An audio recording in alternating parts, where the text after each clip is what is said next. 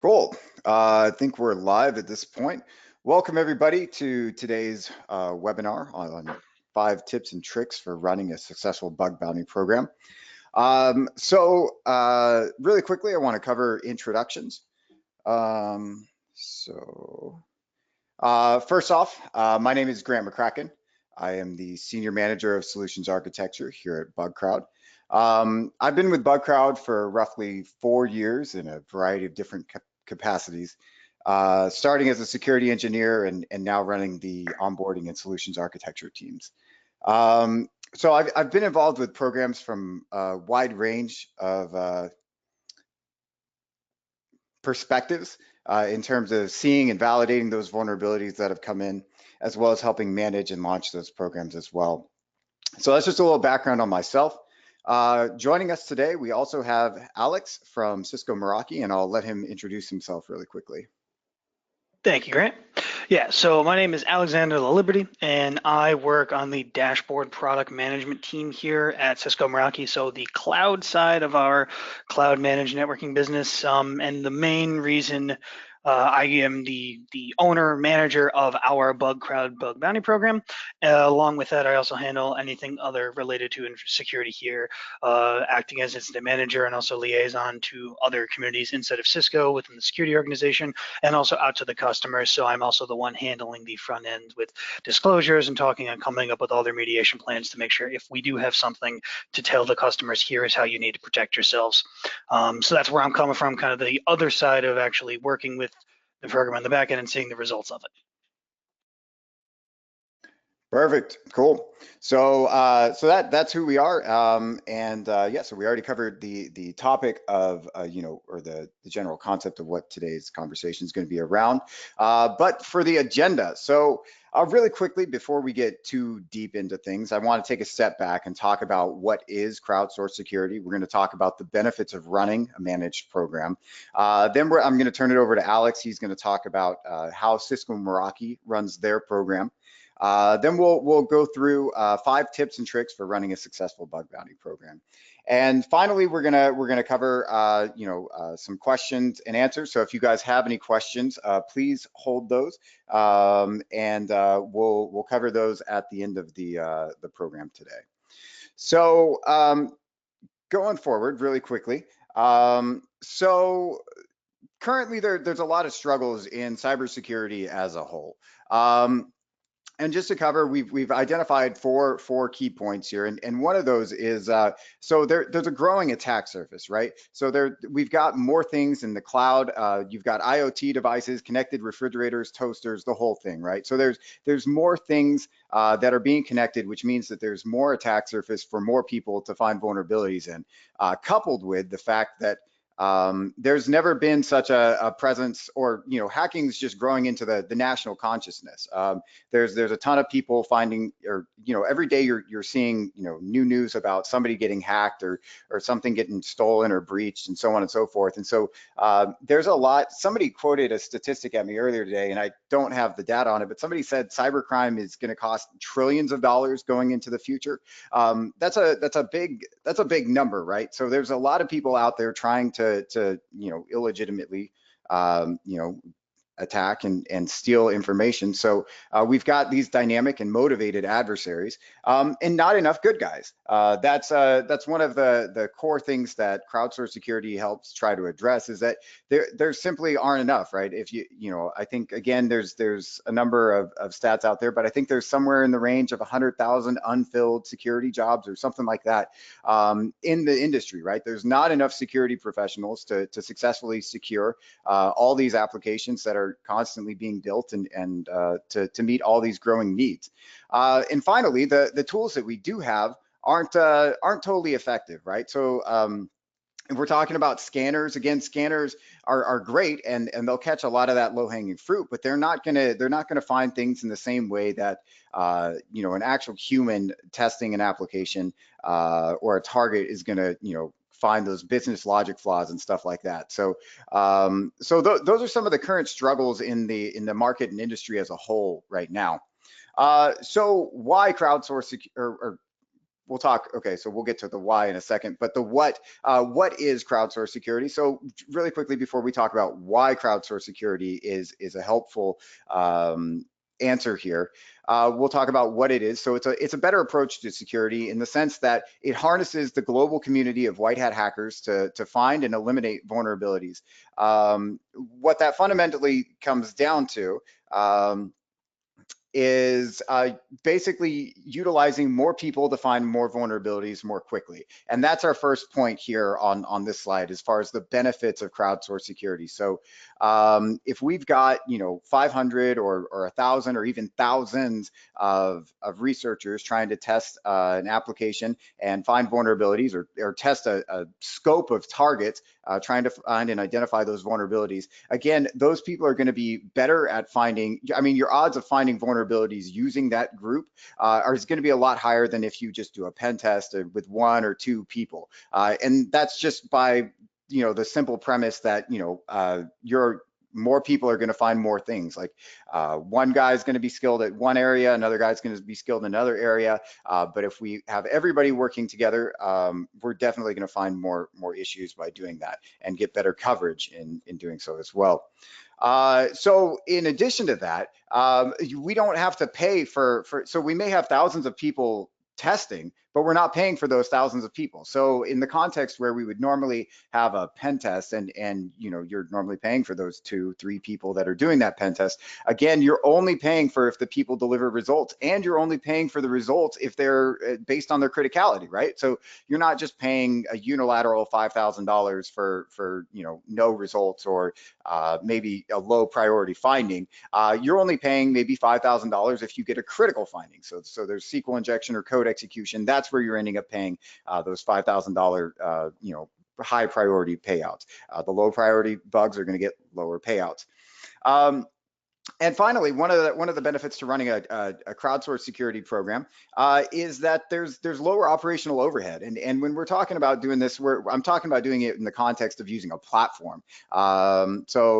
When you use something like Bugcrowd, the advantage there is that if you were trying to manage this program on your own via email, it'd be really hard to do that, right? So like you get a lot of security submissions that say, hey, I found a vulnerability, and it's just a plain text email. And somehow you have to log that and track that and communicate with the researchers, and it makes everything really hard to do. And then if you wanted to run a private program, running a private program would be almost impossible in that context. So what utilizing a platform does is that the platform has skills, it has all the different researchers, it has the mechanisms to communicate with those people, it has the ways to ingest that data in a way that you're able to intelligibly use it to say, wait a second, we're finding a lot of this type of vulnerability against this type of target. We should probably go talk to the people building those targets and make sure they're better at not introducing these vulnerabilities. So how does this work? How does crowdsourced security, or how does running a crowdsourced security program work? Fundamentally, it's as simple as so if we're talking about a private or public program, we're just opening it up to that cohort of researchers, whether it's, again, in the entire world or 25 people or 500 people. We open it up to those researchers who are typically global, and they report their vulnerabilities. They report them into the platform. If you're using a managed service, there's typically triage and validation, which also lowers overhead on your team, right? Again, we talked about that skill shortage earlier. There's not enough security engineers to be able to I guess you've got enough, your security engineers have enough stuff going on already. Having to triage and validate all the incoming noise from a bug bounty program can also, add to that overhead. And so by using a managed service, it allows you to reduce that overhead. So that triage and validation happens. All you do is review the vulnerability, say, yes, this is an issue, you accept it, you pay it out, and then you remediate it. And that's the whole life of a bug, right? It's fairly straightforward. It's not rocket science. It's as simple as people finding issues and fixing issues. So there's two different ways that these typically come out, and I believe we're almost done with this part of the whole conversation. So two different ways that you can end up running a crowdsourced program, and one is a vulnerability disclosure program. That's fundamentally, like it says on the slide, it's a passive approach that you're just saying, hey, if you find a vulnerability, you can submit it to us at this means, whether that's a public program, whether that's an email, whether that's a submission form, whatever it is, you have a way to ingest those vulnerabilities from whoever is reporting them. The other side to that, a bug bounty program is a proactive or active approach to finding those vulnerabilities. You're actively incentivizing people. You're saying, hey, I'll pay you $500, $1,000 to find X, Y, and Z issues. So again, a vulnerability disclosure program just says, if you find something, we'll say thank you, and here's how you can do that. Whereas a bug bounty program says, we'll pay you money if you can find these. Please go out and do so. So I'm going to let Alex talk briefly about his program and some of the high level stats and information around how he helps make and manage a successful program there. Thank you, thank you. So definitely, I want to reiterate and touch just on what we were talking about a bit earlier on what those benefits are, so that rapid risk reduction, cost effective, and lower operational overhead on top of what Meraki has done and how Meraki's actually transformed both our bug bounty process and our actual security and even normal development process. So we actually transitioned previously from a bounty program that was over email into Bugcrowd. So you're already seeing hundreds and hundreds of more vulnerabilities, as you see nearly 96 valid submissions with so many more being invalid or being duplicate that we varied out. We're also seeing like the higher priority of 3.09. So we're seeing relatively medium, kind of middle of the road. Sometimes you get the high level ones, sometimes you get low level ones. And then we've already paid out that $126,000 number. It has been a dramatic impact because in the development side, you'll start seeing that we receive the same type of bug, the same type of issue 3, 4, 5 times as new features come out or new whatever I may have that was launched, or we're starting seeing it in the old code. So that actually is both in the operational side of the risk reduction is we're changing the secure development process and improving on it by finding our mistakes that are coming through the bug bounty program. On top of cost effective, that $126,000 number is nowhere near what we would have lost if there was a severe breach, if there was a severe exploit of one of the vulnerabilities that we've come through. That number is nigh incalculable, but it is infinitely higher than the 126. So that is a bill well paid for. I'm very happy to have paid that. And then the lower operational overhead, we actually have the security team that is involved and engaged with our bug bounty program is actually now a team of 4 engineers for all of Meraki, where we have millions of devices around the world and we have hundreds and hundreds of actual servers that are running the backend and infrastructure that is dashboard, where we can have a team that lean and not be worried, not be concerned that we're on like a low hiring scale. That is so critical, and definitely the program here is what enables us to do that. Okay. Cool.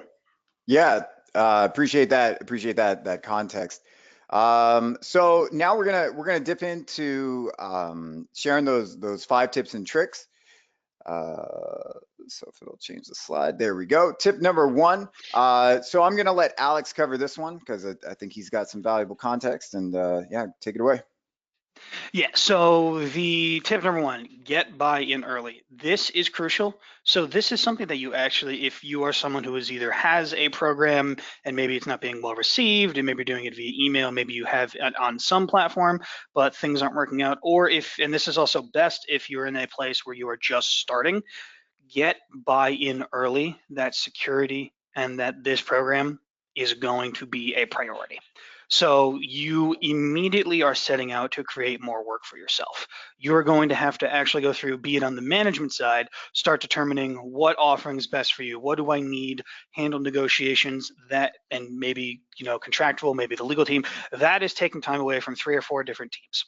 Then you are moving on to, if the program actually gets up and running, now you have to worry about what the costs are, both for paying and then starting to figure out, oh, what should I pay? What is my scale? What am I happy with? So that's more time for operational, either on your the PM team, the security team, operations team, and then it rolls down even further of all of a sudden you have all of these bugs coming in. Now I need to triage, adjust, see what's going on, prioritize, and then that could change your development schedule because all of a sudden an engineer needs to drop what they're doing for a custom feature request for a X million-dollar opportunity to I need to fix a huge security bug, and you may miss your deadline and all of a sudden money's on the line. So all of these are things that is more time out of your day that can easily be ignored because maybe nothing has gone wrong, but you need to get the critical commitment from leadership, both on the engineering, on the management side, that you will take security as a priority. Otherwise, the program itself isn't going to be meaningful. You're not going to have enough money, you're not going to have enough engineering resources, you're not going to award enough and attract. There is something along the chain that's going to break down. So what we did at Meraki is we actually have buy-in all the way from the top. Whenever we talk about this program, either expanding it, changing it, it goes straight to both the CTO and our VP of operations. So all of this has immediate buy-in and they're seeing it. So it is crucial that you are going to be okay with dedicating more time to this and more time to the overall security of your platform when you do go down the road of getting a managed program. Cool. Yeah, and just to re-echo exactly what Alex talked about, I'm not going to add too much additional color, but this is huge in terms of running a successful program. And it's something that we'll talk about. It actually comes up right here in tip number 2 is owning your program, right? So if your organization doesn't have buy-in for the program, you're not going to be able to be as invested in your program as you should be. And the point number 1 here is that your program can only be as good as the person running it, right? So the single most important factor in terms of identifying what's a successful program and what aren't successful programs is typically the people running it.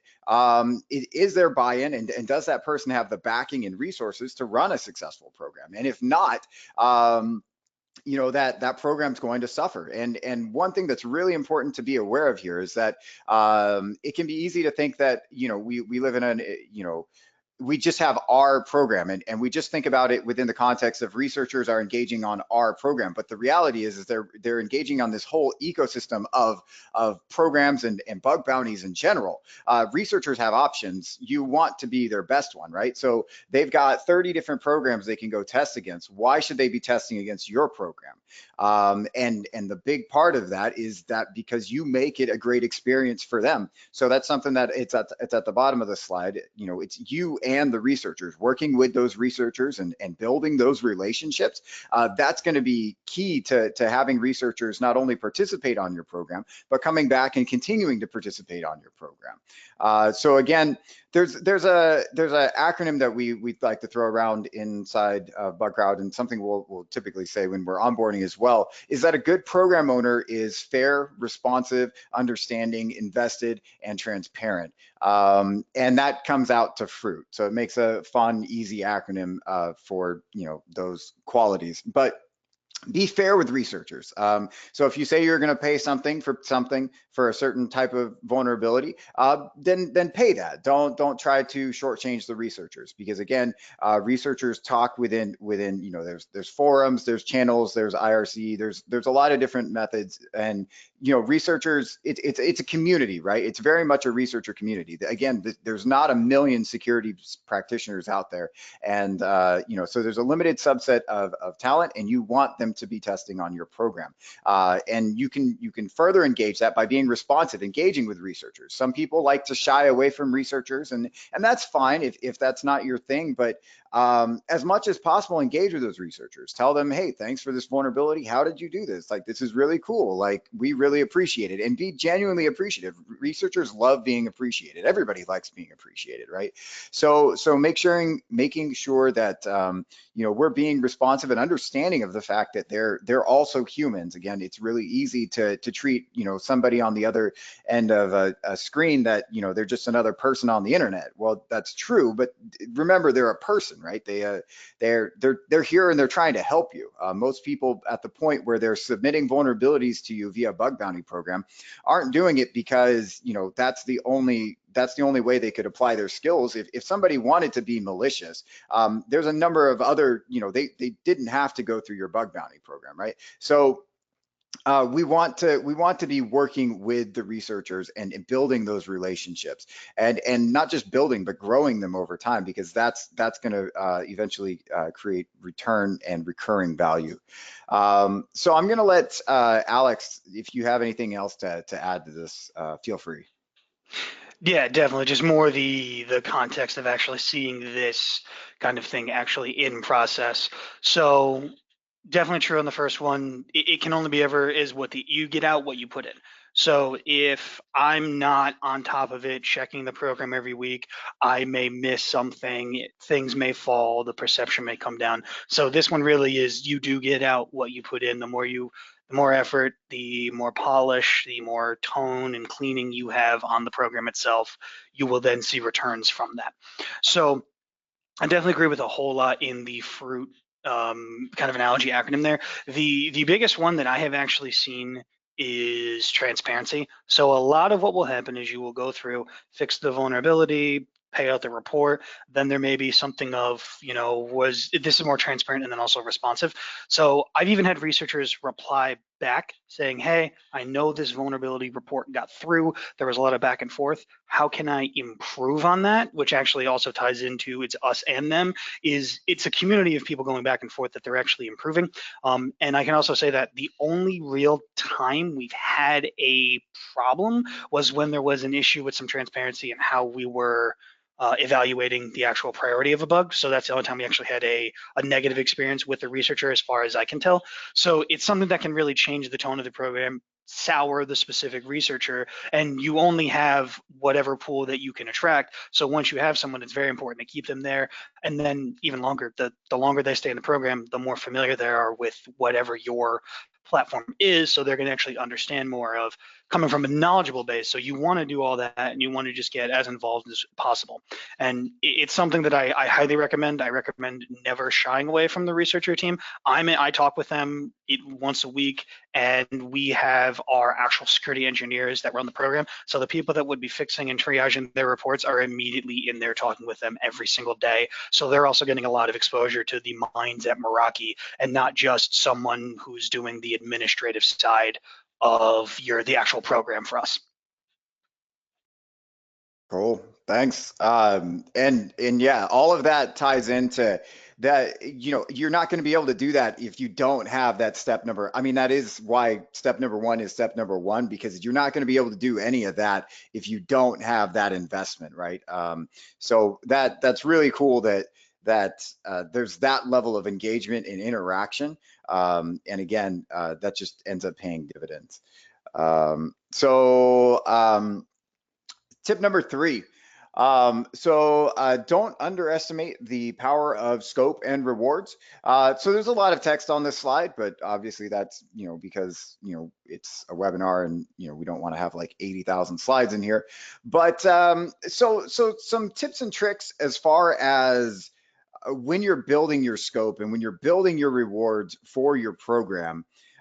One thing, and this I sort of touched on it, in the previous slide, is that researchers have options, and be aware of the fact that there are options, right? There's a ton of different programs and a ton of different different attack surfaces that researchers can go off and be testing on.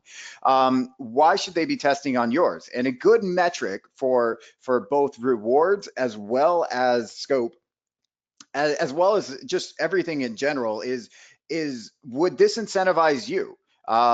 So when you're building your program scope and you're asking yourself as a security professional yourself, is this something I would want to test against? Yes or no? And does this scope have all the information I'd need to be successful? We don't want to hamstring researchers and say, oh, go try to gain access to this thing that's impossible to gain access to, and then tell us if you can find a vulnerability. That's not going to do anybody any favors. You're not going to get any results, so you're not going to feel like you're getting any value out of it. Researchers aren't going to take it seriously because it's just not possible, right? So make sure that when you're building out the program, that we're giving researchers credentials and access that you would want and you would need if you were to pen test this app or this target. Do you have all the information you'd need to be successful? Yes or no? And is this an interesting scope? And if the scope's too small, maybe we should widen that up. asking yourself those questions really helps you put yourself in the mindset of our researchers. And again, that's something that's highlighted down in the bottom left, is also when writing this, understand that researchers are looking for ways that things can be misinterpreted. That's fundamentally like how they're going to abuse business logic vulnerabilities. So they're going to be looking at the program brief in the same way. So if it's not clear, what is in scope, out of scope, or what the rewards are going to be, then we want to make sure that it cannot possibly be misunderstood. Not so that it's understandable, but so that there's no possible way that somebody could interpret this in a way that we didn't intend it to be interpreted in. Additionally, same concept applies to rewards, right? So if you as a first world professional would or wouldn't be incentivized to test against whatever you've already outlined as your scope, that's a pretty good indicator of whether or not other researchers are going to be incentivized as well, right? So if you're offering $5 to find a critical vulnerability, probably not many people are going to want to play that game. If it's $5,000, if it's $10,000, again, and at the bottom right, we say context matters, because context does matter. If you're a giant bank, you should probably be offering, $15,000 for a P1 submission, as opposed to, if we're talking about, like a small startup with 5 people, and we've just built our first web app ever, you're probably going to want to offer lower rewards there. Again, so context matters, but also take that context into account when you're building out your program. So yeah, we want rewards that are competitive, because again, there is a market rate for researchers. So researchers, they do have options. They can go test elsewhere. They have a lot of things that they can go off and be doing.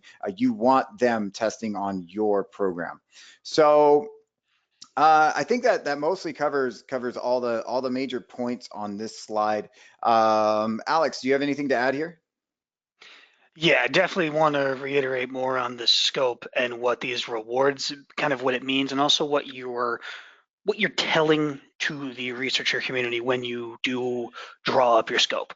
So in general, it's kind of fun to do some kind of hack, find some kind of bug, or really just in the simplest terms, make the system that you're looking at do something it wasn't intended to do. It's just plain old fun. So you want to give them something enticing, something interesting. So put as much that you can put in scope, I recommend. And that's a business and a other kind of decision of what do we actually want to look for, what do you want to pay for. So that takes a little bit of wrangling, but I would say put as much as possible. We try to do that with Meraki, and there's some balances you have to make. So that I would definitely say is a scope. And then also the rewards. You're not only saying, hey, this is how I'm going to entice the researcher, get them to actually come onto your platform over someone else. You're also saying how much it's worth to you.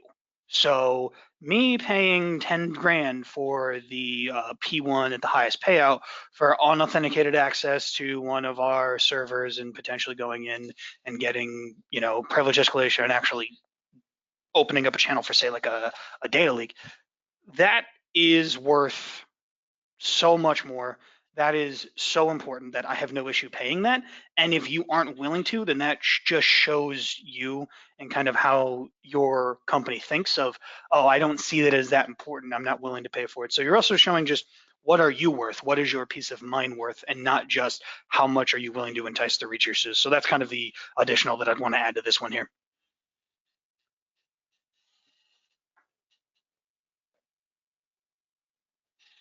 Perfect. Cool. Thanks. All right. So on to the next one, tip 4. Um, as with pretty much everything in life, expectations are everything, and everything that we've talked about so far is part of setting those expectations. So when we're talking about setting rewards or scope or building out what the program's going to look like, all of those are fundamentally expectations, right? So if we set the expectation that a reward for a given finding is going to be $300, that expectation is then set by the researcher when they submit that finding type, and is broken broken if that reward is not met. Obviously, you can always exceed expectations, but not meeting expectations or misaligned expectations are fundamentally the reason for most friction pretty much in everything, but particularly bug bounties as well, right? So we want to make sure that we're setting those expectations with researchers. And this is one thing that Bugcrowd has gone out and tried to take the initiative on. We built out something called a vulnerability rating taxonomy, which you can see on the right-hand side, just a fraction of it. But we went through and we created P1 through 5, where a P1 or a priority one is a critical issue. And we went through all the types of vulnerabilities that we typically see in the wild on bug bounty programs, and we put them into these categories. So P1s are the critical issues, P2s are high issues, P3 medium, P4 low, P5 is informational. And by doing this is we can now adopt some sort of standardization across all programs where if somebody submits so all we have to do is now say set rewards for each of those priority levels. And obviously we can still have reward ranges. So, it's anywhere from $1,000 to $1,500 for a P1 or something like that. But the researcher knows, okay, I'm going to be within this range if I find one of these vulnerabilities. And setting that expectation makes it easy for researchers to know, okay, this is what I can expect from this program. And so they can do that sort of cost evaluation on their side. Is this worth is there enough ROI for the time I'm going to have to be investing into this program, and so on and so forth. So setting those expectations and living up to those expectations is the second half of that, right? So we want to set and manage those expectations, and that's going to create a more successful program. And also setting expectations in terms of what's in and out of scope. Again, what we've already talked about previously, making sure that researchers are aware of what those are, and how quickly will they be rewarded, if rewarded at all. So what are those rewards, and how are they going to show up? And again, you don't have to use the vulnerability rating taxonomy, but it's a valuable asset to making sure that researchers have and are aware of those expectations in advance of the program. And I'll let Alex hop in if he has anything else to add to this point. Definitely, definitely. So this is something that when you consider and we've had discussions like this here of how do we consider the researchers? Some people say, oh, you kind of consider them like employees because you're paying them for a service. But I actually prefer to think about it as I'm treating them like a customer of I have to meet their expectations. So we do our best when vulnerabilities come through. We set it that we're going to respond and do a triage within a week. So it's almost like I have to set an SLA for when I will go and talk to them. And also it's when they're getting paid for the work. When are they getting something for what they had put in? I know that's more of this is the employee side, but I just like to think of it as, well, it's my job to make sure you're happy, make sure you're satisfied with what you've done, and both are getting the rewards that you were expected for what you have done here, and you've done the service for me, and I want you to come back as much as possible. I want you to find as many things as possible. So that's why I really treat it as this is almost a customer where I need to keep you happy, you don't need to keep me happy relationship. So we also try to pay out as soon as possible. We almost have SLA set for all things like that. We haven't ran into major issues with anything here. We just from the beginning are doing our best, because the team that actually goes through, that's actually seeing it, our security team, they could be researchers if they didn't work here. They understand, they realize where they're coming from, so they empathize and really just try to meet every expectation that we have set, either be it in scope, either be it in reward, time delay, or just the conversation of here's why we rejected, here's why we approved, here's how you can improve there. So that's really how we look at it, and why this is really crucial is when you set them, also live up to them as well. Yeah. Got it. Perfect. Yeah, and yeah, that makes a ton of sense. Thanks for that context. So yeah, so I'm gonna let Alex cover this final tip, and we'll go from there. Yes, so this one is also probably second important to number one in my kind of head of if you're ordering these and say a level of importance, but this is still huge, is once you start, and this is also just things that you should normally have of, incident response plans or other things going on, but have a plan for pretty much kind of every eventuality you can think of. Kind of broader, maybe not, iron do this 1, 2, 3 kind of thing, but plan out when a P1 arrives on a Friday, it interrupts my weekend. I'm here late at night seeing what we can do, working with a team, getting messaging out, trying to coordinate. Is this something that we have to worry about? Do we need to disclose? Is there any indicators of compromise? Like, what can we actually look at?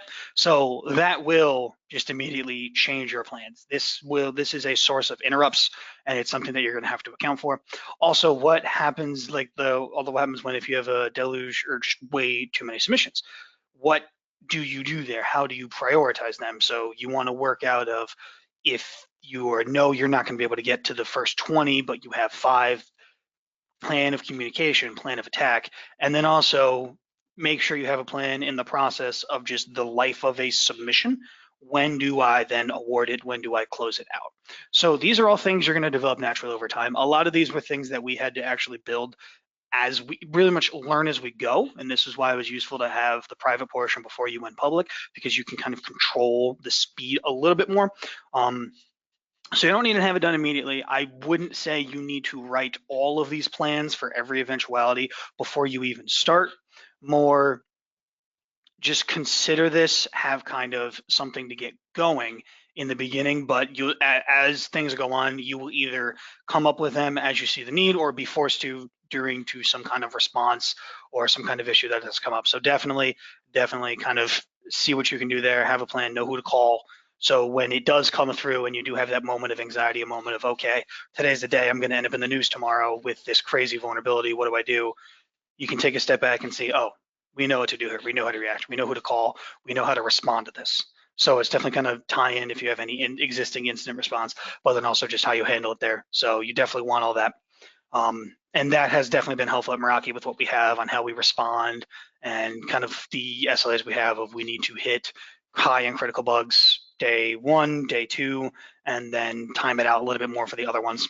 So this is definitely useful, and this will also kind of give you peace of mind of you will know how you react in a stressful situation when a P1 comes through that could be critical and detrimental. Cool. Yeah, that's great. Yeah, can't really underscore that enough.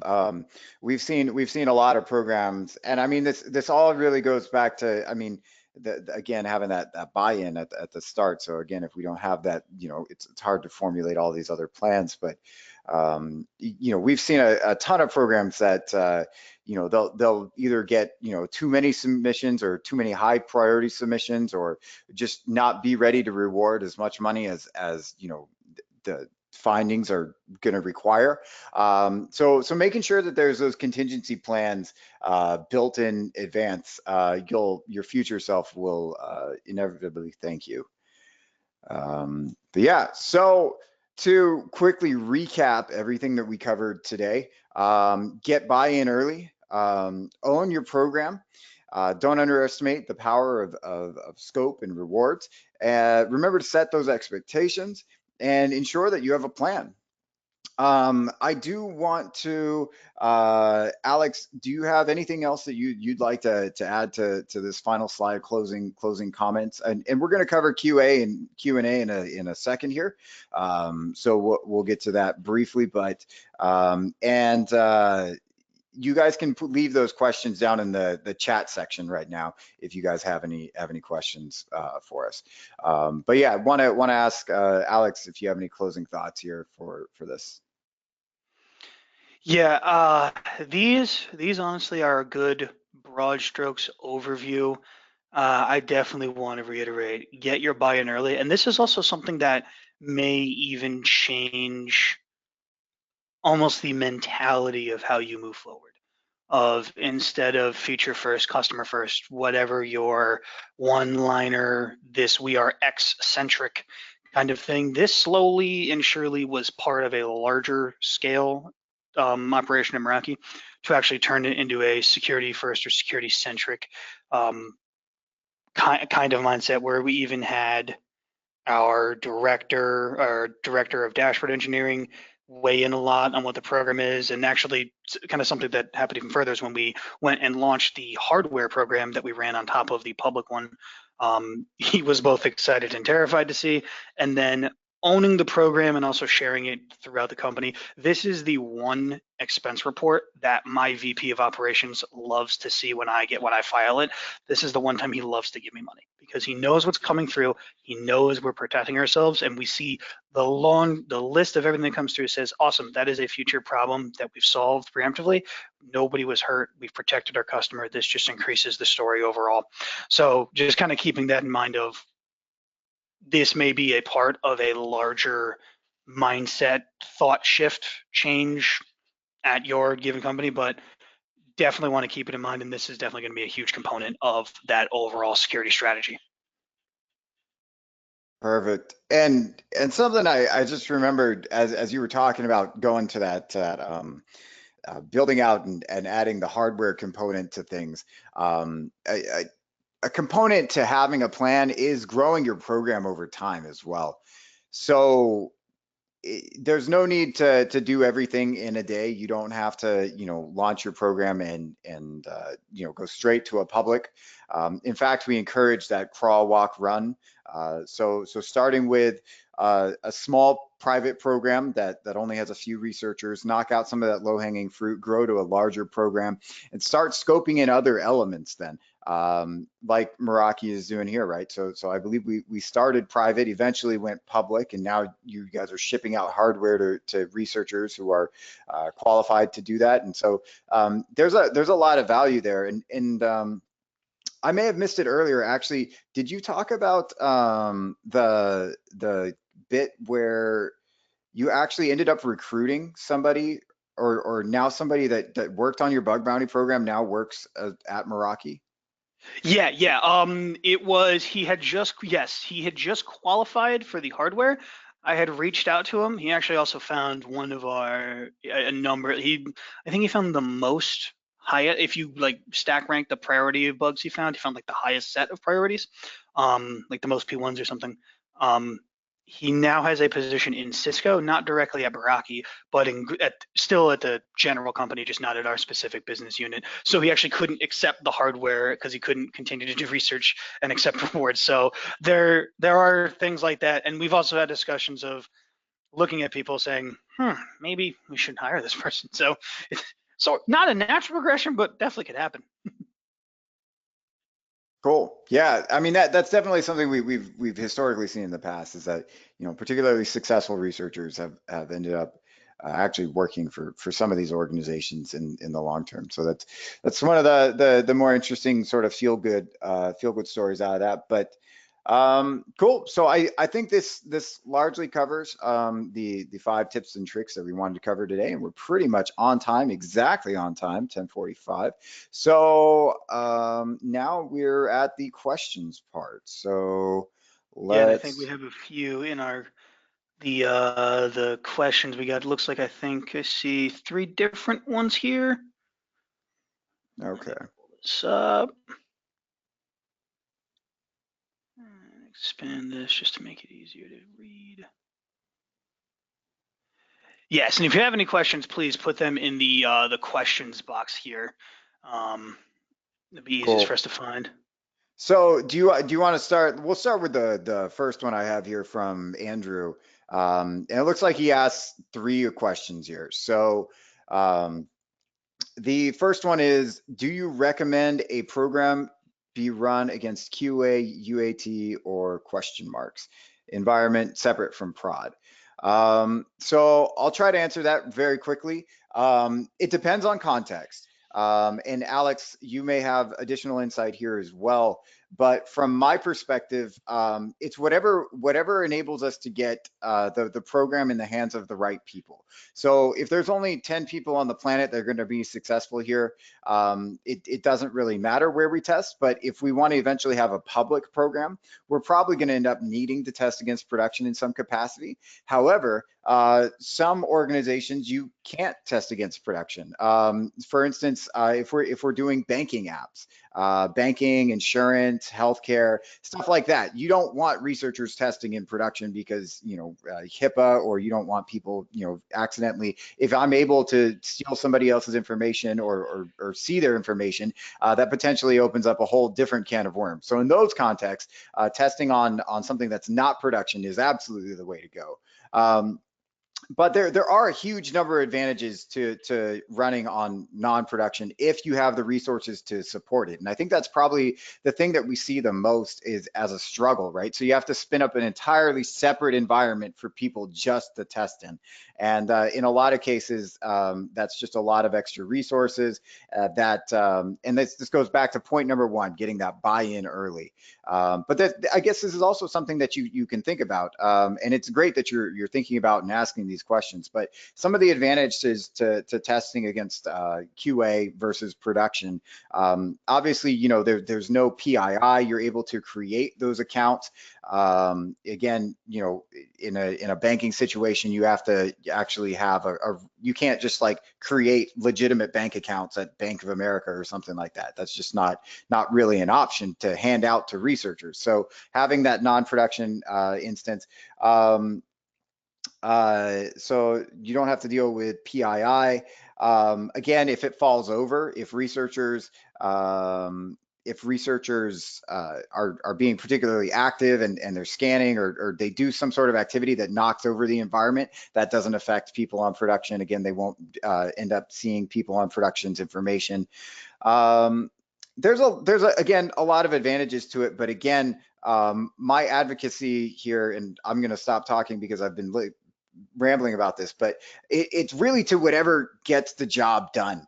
That's fundamentally what matters the most. So if we can get credentials against production, let's go test against production, and let's give researchers the training wheels to not go do something stupid. So if we're worried about them accessing other client information, let's give them 2 accounts. Let's make sure that they only test against those 2 accounts. So if we don't want them to test against other actual real users, again, giving them that second account allows them to be able to do that cross-account testing without endangering other data and so on and so forth. So I'll stop talking about that. Alex, do you have anything to add? Yeah, pretty much covered everything there. I would just say context matters. If you're going to find the bugs and it's going to be beneficial and useful in production or in the development environment or production, or if you legally have to, just kind of map it to that. Ours is mostly in our production environment just because it wouldn't benefit us to be in our development with the way our structure works. It just, there's a divide, and there's also some other things that they'd find that don't necessarily make it into production. So it's best to have it there for us. But yeah. Cool. And one other advantage to testing on non-production is that you can also find the bugs before they go into prod. So that's also an understated advantage to it, is that you don't run the risk of this actually. You can find the vulnerabilities before they're actually shipped. So question number 2 here is, should Easter eggs be used for validation of submitted vulnerabilities?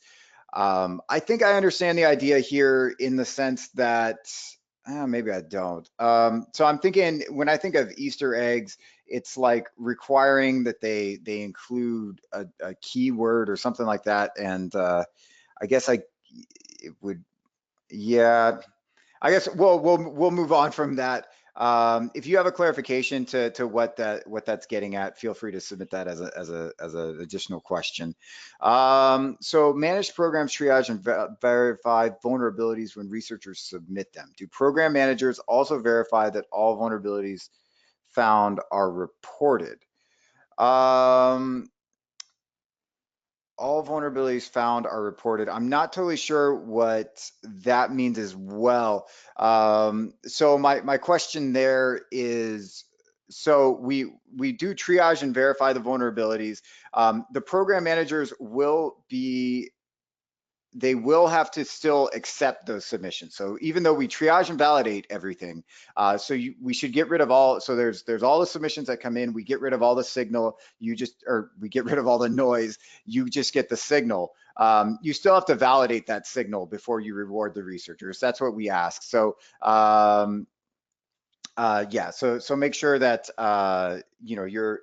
you're making sure that it's a valid vulnerability before you just go off and reward things. Because sometimes there is context. Sometimes things may be a vulnerability that or may look like a vulnerability to us and our team and to the researcher, but may or may not be a vulnerability on your side.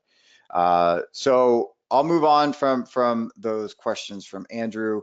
We may come back if we have time for clarification. From Rick, there is, how do you differentiate between the most notable players in this Bugcrowd space? That is Bugcrowd, HackerOne, and Synack.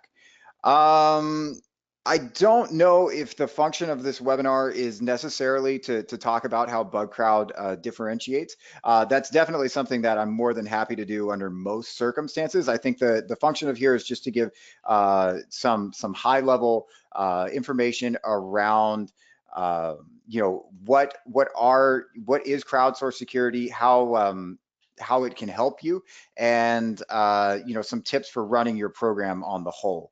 As far as getting into the details of one versus the other, definitely recommend either contact. I'm happy to chat offline, but obviously, again, this is don't really want to go into a sales pitch here and in regards to everybody else's time, but absolutely happy to talk about that. We can have somebody from Bugcrowd follow up with you and make sure we're able to clarify that for yourself.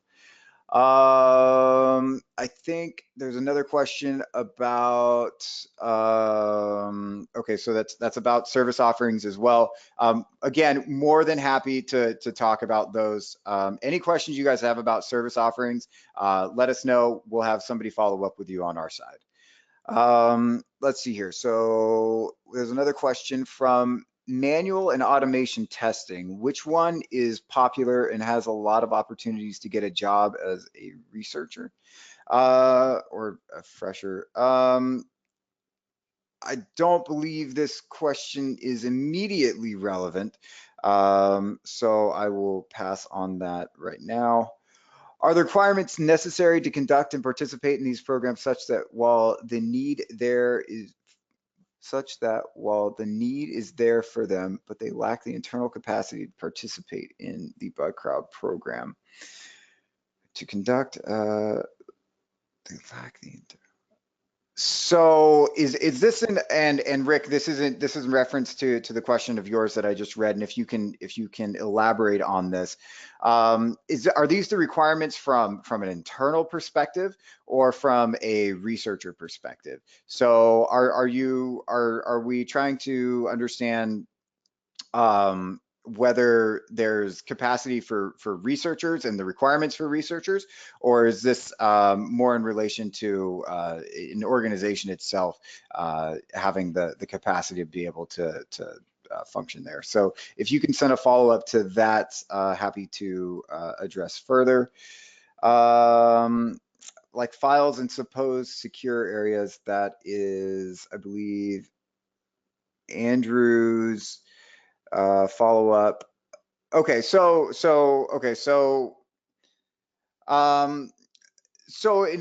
clarification to Andrew's question, the whole Easter egg thing, I think it's talking about setting up sort of like a flag, and this is something we've done in the past. That is something that you can do, and that can be fun. There's a number of programs that utilize flags in different capacities. Usually it's if you can get a root shell on this device or something like that, then grab the flag and show the proof of that you've got the flag, and then we'll give you a lump sum for that. I think that's great. I think that's so we should obviously with any given program, adding a flag to something is wonderful, but we also want to pay for the intermediate vulnerabilities as well. So while a researcher may find a P2 or P3 vulnerability that doesn't necessarily get them that flag, and again, this is if I'm understanding that correctly, we still want to pay for those P2 and P3 vulnerabilities, but maybe we set a lump sum. And again, there's some people that do this. For instance, 1Password. 1Password offers $100,000 if you're able to, get access to and read the contents of something that you should never be able to do. And so if you can do that, then you get, you know, that $100,000. If you can't, if you can just find another low level, you know, a cross-site scripting vulnerability, that's still going to get paid, but it's not going to get paid that $100,000. And okay, cool. So that looks like it covers Andrew's question. For Rick's question, so this is internally. So the requirements necessary to conduct and participate in these programs internally, such that the need is there for them, but they lack the internal capacity to participate. I'm not sure what when we're saying the capacity to participate in these programs. So the capacity to participate is only so much as being able to, and I assume it's getting that. Okay. It's having those internal resources to be able to manage and run that program. Stated differently, you mentioned the buy-in of the program is important in terms of the things or people which need to be in place. Got it. Yeah. Okay. So we're definitely, so the short answer to this is that Bugcrowd is always willing to work with you here. We're not trying to only cater bug bounties to, you know, the people that have a ton of money, right?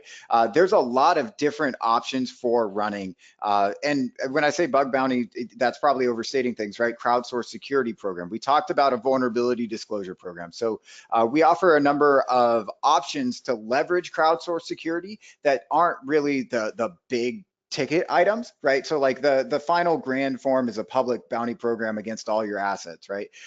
With large rewards and all of that stuff. But we can start smaller. So maybe we start with no rewards. We start with no rewards and a small crowd. And you may say, who's going to participate in that? And you're right in assuming that fewer people are going to end up participating in that program, but people still participate, right? Like if you have the opportunity to go off and test against an interesting target, you know, researchers still will probably test against that, whether or not there's compensation. And if we put enough people, we put 200-300 people on this, we typically see vulnerabilities. We see that, you know, there's a number of vulnerability disclosure programs on Bugcrowd that, you know, are currently still, you know, they still see value even though they're not offering monetary rewards. So I would say there's a couple different levels to. We can start with a small crowd. We can start with low rewards. Then we build the crowd. We build our rewards. We build the scope, and we can grow things over time. So even if there's not you know, just enough money to run, you know, a massive scope bug bounty program, there still are options where you can utilize crowdsource security. So definitely don't want that to be a blocker in terms of leveraging the crowd. So I think we're pretty much at time. The final question to answer as a refresher, what are the things we should learn to be a successful bug bounty hunter? I would recommend Jason Haddix has a talk called the Bug Hunters Methodology. I'd recommend just Googling that, the Bug Hunters Methodology, and that'll give you a lot of good tools and tricks to become a successful bug bounty hunter. But yeah, so I think we're at time, and I appreciate everybody coming on. Hopefully we've answered all the questions. If we haven't answered your questions, feel free to reach out to us, you know, at Bugcrowd or directly to myself or Alex. Happy to answer and field any additional questions. So again, thank you for attending today, and I think that about wraps it up. All righty. I will stop sharing my screen, and I think that's it. All right.